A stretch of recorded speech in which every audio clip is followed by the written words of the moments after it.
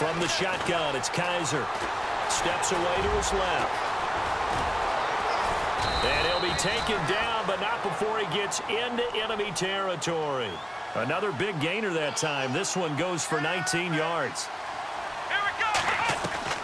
A first down throw for Kaiser. They'll tussle for it, and this is going to be caught. Chewing up big yardage. Another nice gain there. This one goes for 20.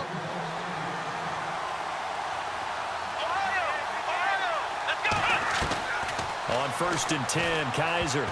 An incomplete. Crisis averted. Almost picked. Instead, second down. I guess they're in a situation now, fourth quarter, where they're forced to take some chances, but I don't know that that was the type of a chance you want to take. And that one could very easily have been intercepted. And if it does get picked off, that could possibly seal this one. To throw is Kaiser. Being chased out left. And now running right through him. And taking it to the 15-yard line before he's brought down. A good pickup there for the Browns. 15 yards. From the red zone now, Kaiser. And this is caught. Touchdown, Cleveland. David Njoku, a 15-yard touchdown grab. And the Browns are within an extra point of tying this thing up. And, man, Charles, talk about zinging something in there. Those gloves, they help with one-handed catches, the fun stuff. Any padding for a rocket like that? One would think so, but I'll guarantee you this. After that throw, his hands will hurt later. Not right now in the moment. He's just feeling good about catching it. Yeah, a little stinger, but a touchdown. And incomplete.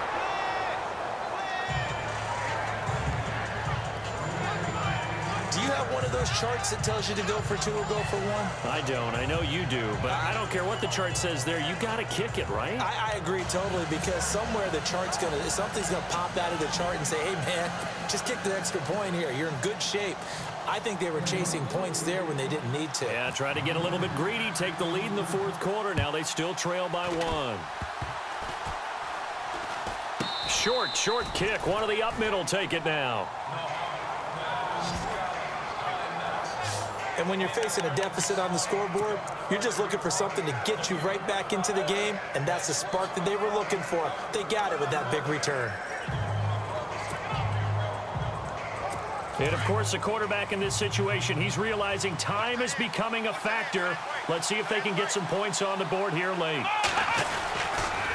On the counter, it's Corral. He can't bring him down. The weight room does work. And now they're going to get him down right at the line of scrimmage. No gain on the play. It'll be second down. Kaiser now on second down. Escaping the pressure right. And that is incomplete here.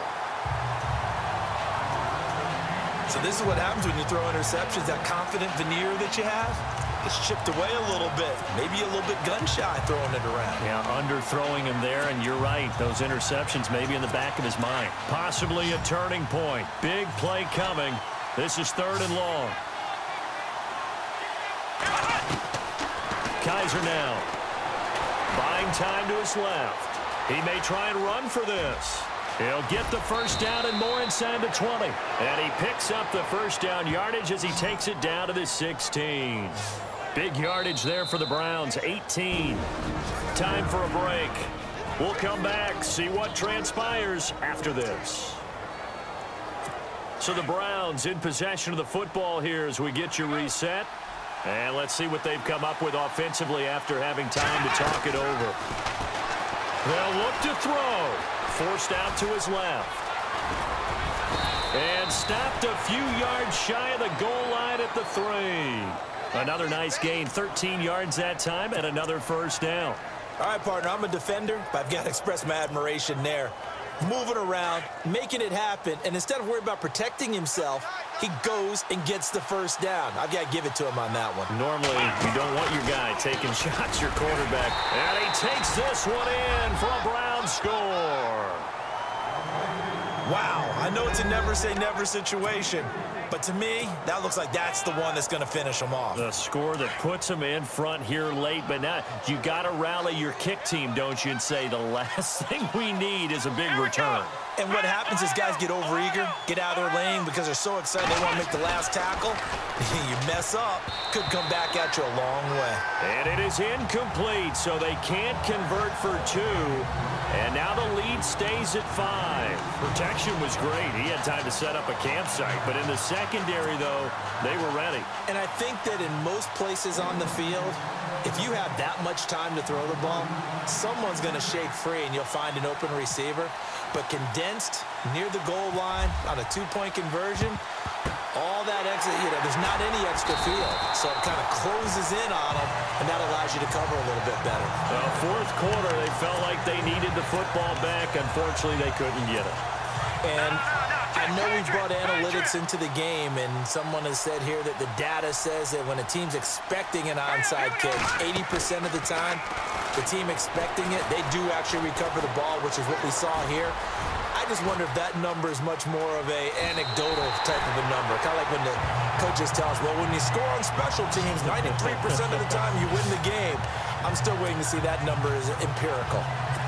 Late in the game, defense trying to avoid a big play. He's able to work out of the passing game, turn it into a run, pick up the first, and stop the clock as well. And you know in this situation, everything is sped up. The intensity, the thinking, everyone's movements. But for a quarterback, he has to continue to be what we call a flatliner. Level in everything he does and read the clock, feel it in the pocket, and go at the appropriate time. Well, they have had no answer for this connection all night long. Yeah, you just have to think in a 2-minute situation, that's got to be a concentration lap. You know they're going to go back to him with the game that he's been having. On first and goal, Howard. And he maneuvers his way down to the 3-yard line. And now a timeout called defensively by the Browns. It's just their first. They've got 2 more to use here in the final stages. He's back to throw. And he'll be hit as he releases it. And that'll fall incomplete. This pass rush, they've been excellent all game long, and another example of it right there in the closing moment. Not only with the pass rush, but how well they're coached, because if you don't quite get there, get to the quarterback, get your hands up into the passing lane and knock it away as we just saw there. Back to throw, and this is caught. Touchdown. And they've taken the lead here in the final minute. So many practices we watched over time where the offense works on scoring late in the game and finding a way to win, as we just saw there. Just saw it right there. Now can they preserve that advantage that they just got?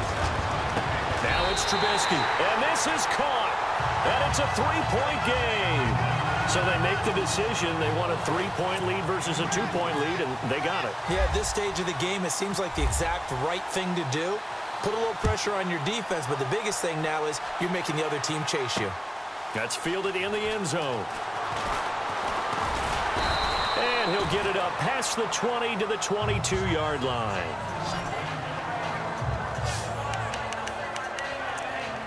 Deshaun Kaiser making his way out to the huddle. And this is a spot where you can learn a lot about a young quarterback. And that's why they brought him into the organization, because you don't just bring them in strictly for their talent. You think that they have that something special in them that will allow them to function in these types of situations. Now it's time for them to be clinical and not emotional. You know your play sequence. You know what has to get done. Get the ball to the right people, get out of bounds, and get it downfield and try and score. And he's trying to earn his stripes here for a winning drive. He couldn't quite hold it. Got hit. Ball pops out, incomplete. That's very well timed there defensively, because it's not a bad throw, but the collision came at the exact time he was reaching to bring in the football.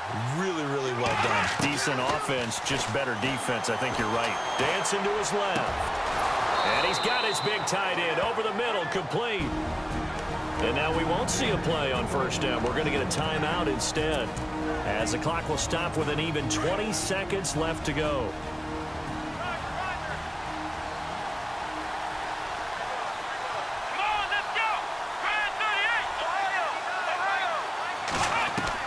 Back to throw. Throwing middle, and it's It's complete. And inside the 20 before he's brought down. 15 more there, and they're on a roll. It's another first down. And a timeout coming in. This will be their final one with 10 seconds remaining.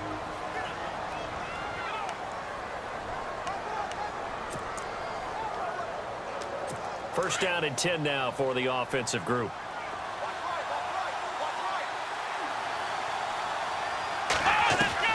He'll look to throw. Firing quickly here, and that's complete.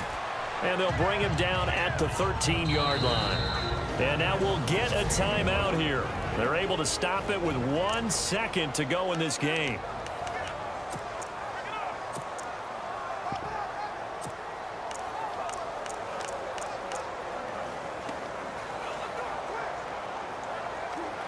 Kessler goes off on 4th down, and on comes the Browns kicker, Zane Gonzalez, for the field goal try.